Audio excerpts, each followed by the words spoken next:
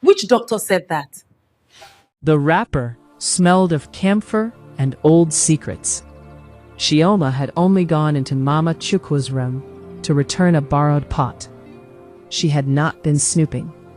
God knows she had learned, in 3 years of marriage, that snooping in that compound was the fastest way to become the topic of a conversation you were never invited to. But the wrapper was sitting open on the bed, and the paper inside had her name on it, her full name, Chioma Adaeze Okonkwo, née Eze, printed on a hospital letterhead she recognized immediately.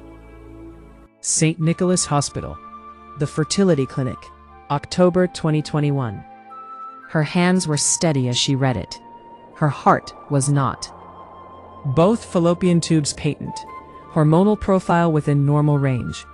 Patient advised to continue trying naturally. No clinical basis for infertility diagnosis.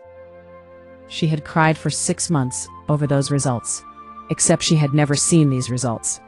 She had been told by Mama Chukwu, who had accompanied her to that appointment because Emeka was too busy, that the doctor found something concerning, that they needed to pray, that perhaps Chioma should see a native doctor her aunt knew in Abeokuta.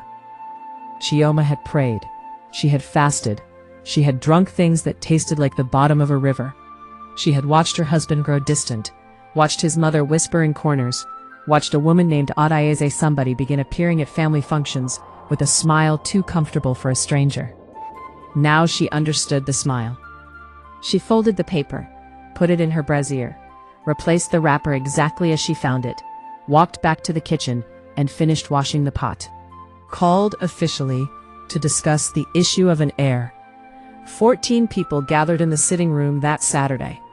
Uncles, aunties, the eldest cousin who fancied himself a mediator, and Emeka, sitting beside his mother like a boy who had forgotten he was a man. Chioma sat across from them in a yellow blouse, alone. Mama Chukwu spoke first, as she always did. The familiar story, worn smooth from repetition, 3 years, no child, the doctors had found something. It was nobody's fault, but the family name must continue. Emeka was patient, but, Mama, Chioma's voice was quiet. The old woman paused. Which doctor said that? St. Nicholas? October 2021? Chioma reached into her bag. Not her brassiere.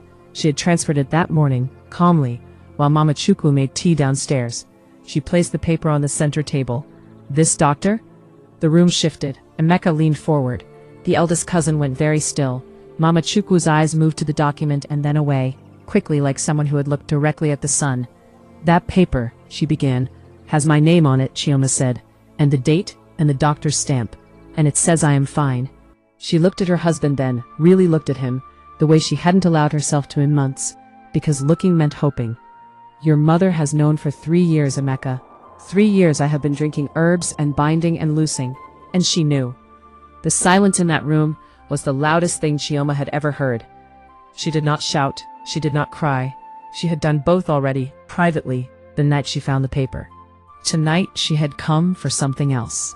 She stood, picked up her bag, and looked at her husband one final time.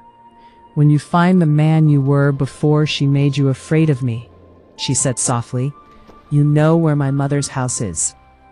She walked out of the compound.